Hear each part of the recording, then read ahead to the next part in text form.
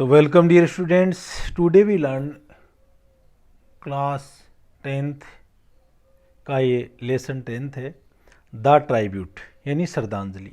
और आज ये इस लेसन का लास्ट वीडियो है।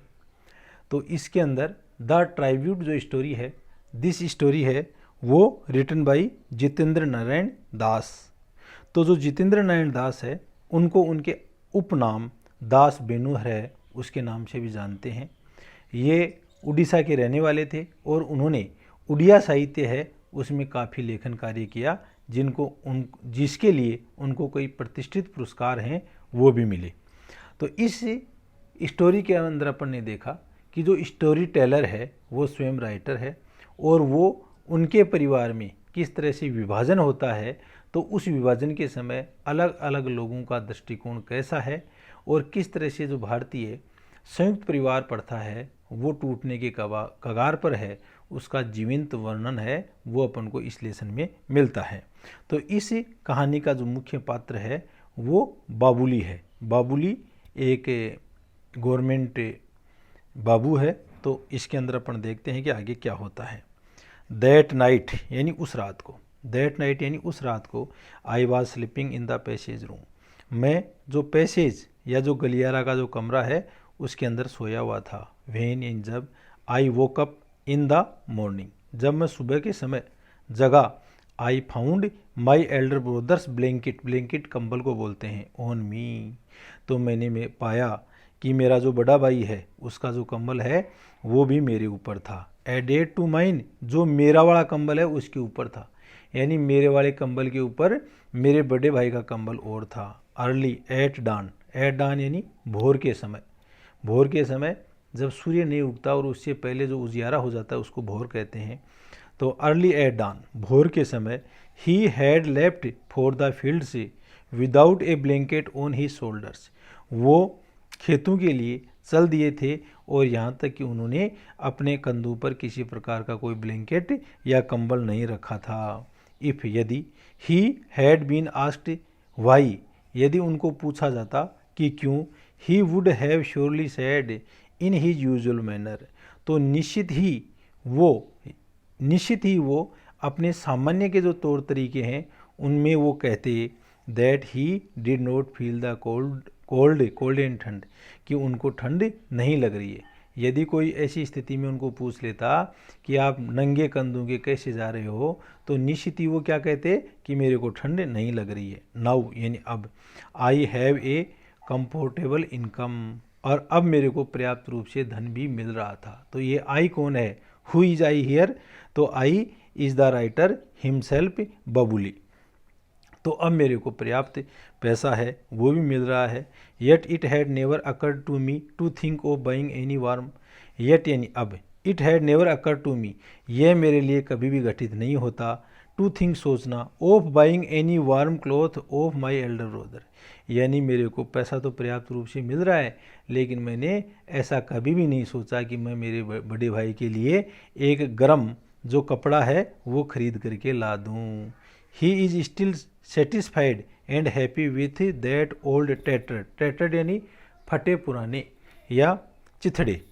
तो ये क्या कह रहा है, ही इज स्टिल सेटिस्फाइड, और वो अब भी संतुष्ट हैं, एंड हैप्पी और प्रसन्न हैं, विथ दैट ओल्ड टैटर ब्लैंकेट, उस पुराने फटे पुराने ब्लैंकेट यानी कंबल के साथ में, that he had covered me with one से, जो कभी मेरे को ढकने के लिए काम में आता था।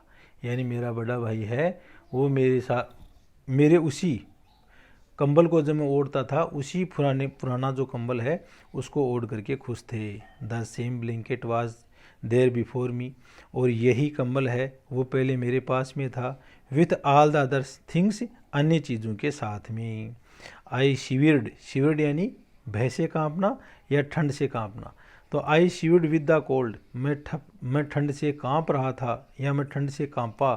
एंड माई ओवन इनग्रेटिट्यूड, और मेरी स्वयं की जो अकृतज्ञता थी, the process of division was finally over, और अंत में प्रोसेस ऑफ डिवीजन यानी विभाजन की जो प्रक्रिया है वो अंत में समाप्त हो गई।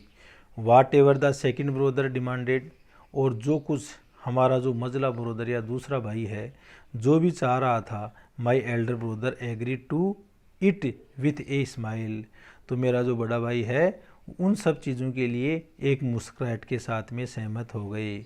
My second brother propose two by the share of land, my second brother, और मेरा जो दूसरा भाई है उन्होंने प्रस्ताव रखा बाई द खरीदने का, share of land that was given to me, यानी मेरे हिस्से के अंदर जो लैंड या ज़मीन आई थी उसको खरीदने का प्रस्ताव है वो मेरे मझले भाई ने दिया।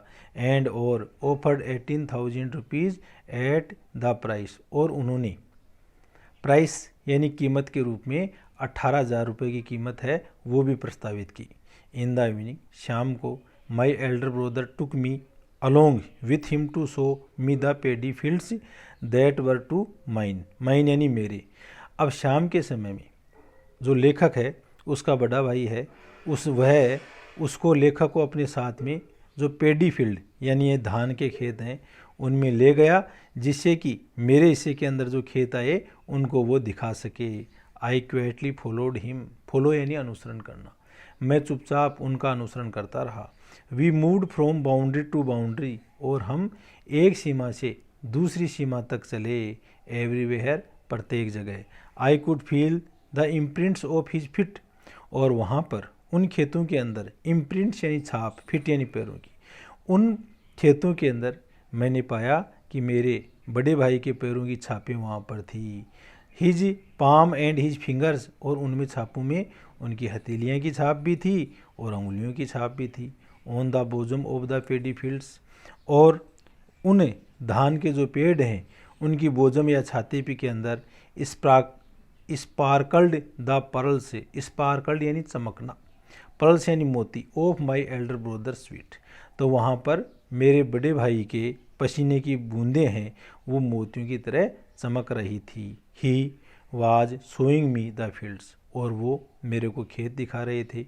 As a father would introduce a stranger to family members, as a father, और पिता के रूप में, वुड इंट्रोड्यूस मतलब कैसे लग रहा था वो सब है कि एज ए फादर, कि जिस तरह से एक पिताजी है, वुड इंट्रोड्यूस ए स्ट्रेंजर, वो किसी अजनबी व्यक्ति को इंट्रोड्यूस यानी परिचय कराता है टू फैमिली मेम्बर्स, परिवार के सदस्यों का। तो इस तरह से लेखक का जो बड़ा भाई है वो लेखक के हिस्से में आए हुए खेतों को दिखा रहा था, तो ऐसा लग रहा था कि घर का जो मालिक होता है वो अपने परिवार के जो सदस्य हैं उनको किसी अजनबी को दिखा रहा हो, ऐसा उस समय की स्थिति लग रही थी। इन द मॉर्निंग, सुबह, I was to leave for Bhubaneswar, और मैं भुवनेश्वर के लिए जाने वाला था। I had no courage to meet my elder brother, और इस समय मेरे बड़े भाई से मिलने की हिम्मत है वो नहीं हो पाई। Before leaving for the bus stop, और बस स्टॉप को छोड़ने से पहले I had handed over the same slip of paper, I had handed over the same slip of paper to my elder sister in law, sister in law यानी भाभी, Elder यानी बड़ी भाभी, तो मैंने एक कागज़ की जो स्लिप है वो मेरी बड़ी भाभी को सौंप दी। Which had the details about my share, जिसके अंदर मेरे हिस्से का विवरण था। Writing on the blank side of the ship, right on the blank side यानी उस स्लिप की खाली है ना उसके पिछवाड़े में। I had asked her to deliver it to my elder brother, और मैंने मेरी भाभी को कहा कि यह मेरे बड़े भाई को दे दी जाए। एंड स्टिलेथली यानी चुपचाप या चोरी चुपके, slipped out of our house, और मैं मेरे घर से चुपचाप या चोरी छुपी वहाँ से खिसक लिया। आई हैड रिटन, और उसके अंदर मैंने क्या लिखा उस लिपि में वो यहाँ पर राइटर बता रहा है। What shall I do with the land, मैं इस ज़मीन का क्या करूँगा। What shall I do with the land, भाई मैं इस ज़मीन का क्या करूँगा, मेरे हिस्से की ज़मीन का मैं क्या करूँगा। You are my land from where I could harvest everything, harvest यानी फसल काटना, आप ही मेरी ज़मीन हो जहाँ से मैंने सब कुछ पाया है इन लाइफ, जीवन में। I need nothing save you, और मेरे को किसी भी चीज़ को बचाने की आवश्यकता नहीं है। Accept this, please accept this, कृपया इसको स्वीकार करो। इफ़ यू डिनाई, और यदि आपने मना कर दिया, डिनाई यानी इनकार करना, यदि आपने इनकार कर दिया, I shall never show my face to you again, तो मैं कभी भी आपको मेरा चेहरा नहीं दिखाऊंगा। बाबुली, तो बाबुली, तो this lesson is written by Babuli.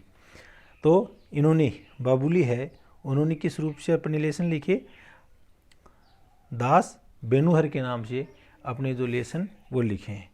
तो आपने देखा डियर स्टूडेंट्स कि इस लेसन के अंदर एक परिवार का जो विभाजन है, उस विभाजन का पूरा विवरण है वो बताया गया है, और इसमें राइटर है वो अपने भारत देश की जो संयुक्त परिवार प्रथा है उसके टूटने की जो कगार पर है और कैसे टूटती जा रही है उसका चित्रण किया गया है।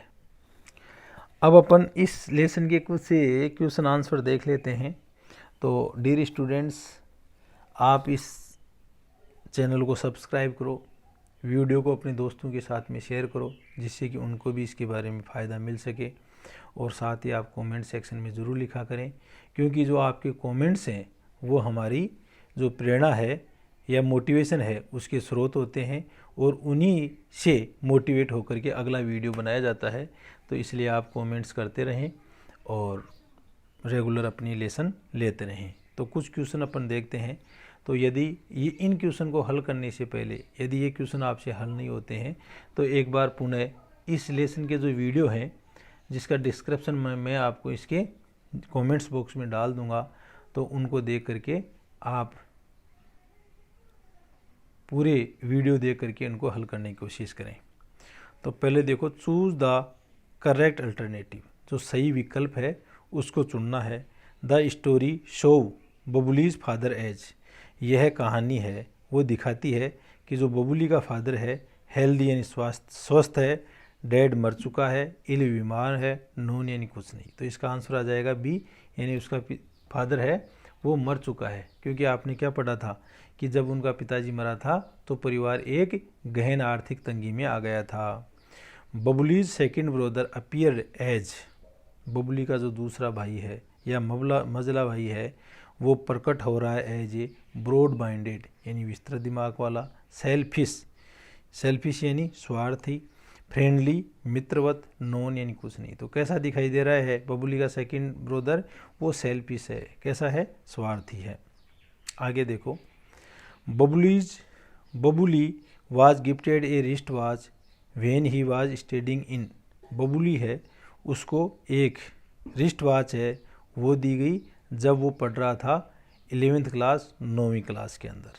अगला देखो चौथा, in the story the tribute has been paid by, इस कहानी के अंदर जो श्रद्धांजलि है वो दी गई the elder brother to Babuli, elder brother to the Babuli, Babuli to the elder brother. तो बी आ जाएगा, बबुली ने अपने बड़े भाई को श्रद्धांजलि दी, अपने खेत वगैरह अपने बड़े भाई को दे दिए।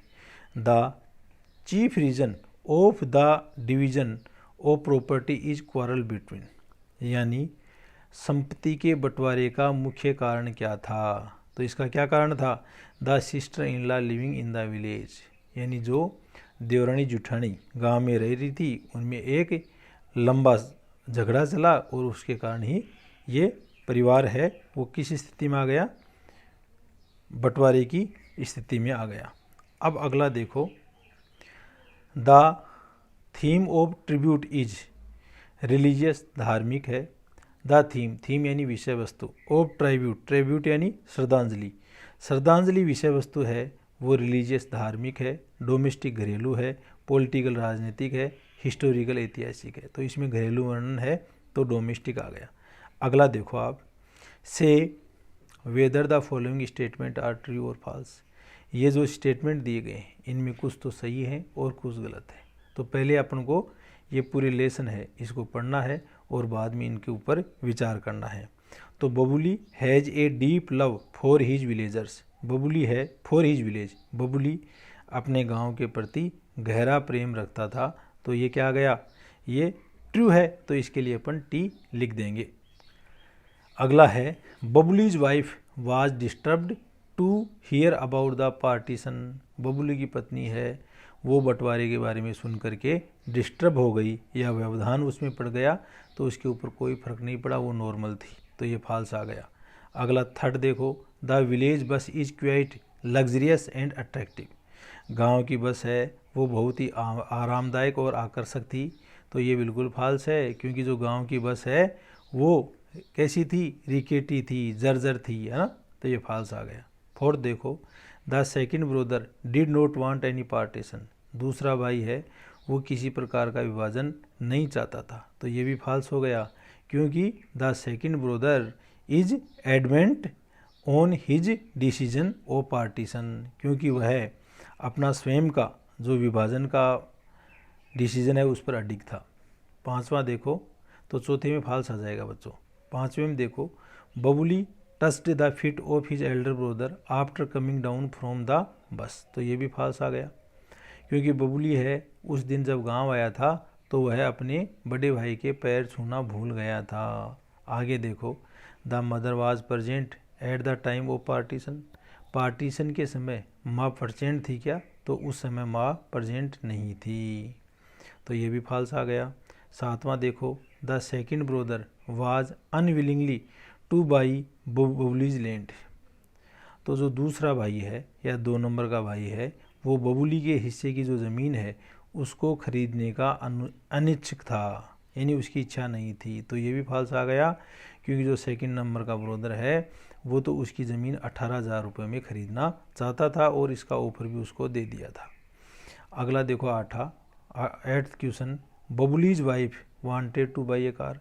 बबुली की वाइफ है वो एक कार खरीदना चाहती थी, तो ये भी फॉल्स है। बबलू की वाइफ तो ये चाह रही थी कि आप साइकिल से ऑफिस जाते हो तो आप एक पुराना स्कूटर ले लो। अगला देखो, the elder brother had 7 children. बड़े भाई हैं उसके 7 बच्चे थे, तो this is right because the elder brother has 7 children, से बड़े भाई के 7 बच्चे थे। 10वां देखो, Babuli's donated his property among the poor. Babuli है वो अपनी प्रॉपर्टी है वो गरीब जो लोग हैं उनके बीच में बांट दी, तो ये भी फॉल्स है, क्योंकि बबुली ने अपनी प्रॉपर्टी में से जो ज़मीन है वो अपने बड़े भाई को देने का प्रस्ताव रख दिया था। तो थैंक यू डियर स्टूडेंट्स, इस तरह से आपका ये लेसन कंप्लीट होता है। Thank you. ओके।